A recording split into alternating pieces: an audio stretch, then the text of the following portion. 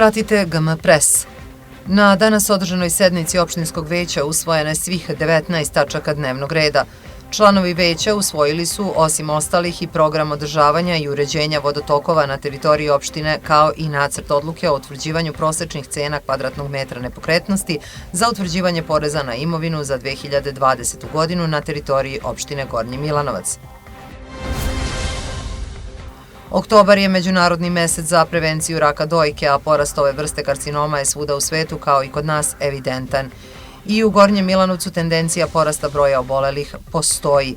2017. godine bilo je 28 slučajeva, sledeće 29, a zaključno sa oktobrom ove godine broj novodiagnostikovanih žena obolelih od karcinoma dojke je veći od 30. Izložba Jesenke Jasniger Radovanović Mape intimnog otvorena je sinoć u Modernoj galeriji Kulturnog centra. Ciklus evocira potragu za mitskim vremenima, mestima, događajima, pričama i raspoloženjima koja ovoj umetnici lično znače. Izložba je poslednja u ovoj sezoni u Modernoj galeriji Kulturnog centra, a sledi selekcija radova koji su pristigli za 15. međunarodni bijenale minijature. Svi zainteresovani Milanovčani izložbu mogu pogledati do 10. novembra. Srpska pravoslavna crkva slavi danas Svetog Luku, slavu u narodu poznatu kao Lučindan. Luka je jedan od četvorice evanđelista i pisac je evanđelja po Luki i dela apostolskih i česta je slava srpskih pravoslavnih porodica, a vernici ga slave i kao isceljitelja i zaštitnika nekih zanata. Poštuje se i kao zaštitnik medicine, lekara i bolnica.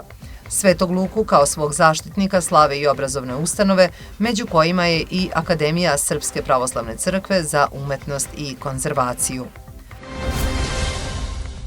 Sutra u vremenu od 9 do 14 sati bez električne energije biće potrošači ulice Natalije Carević od broja 100 do 150 i od broja 53 do 85, kao i žitelji ulice Bogoljuba Lazarevića od broja 2 do 6, obaveštavaju iz elektrodistribucije.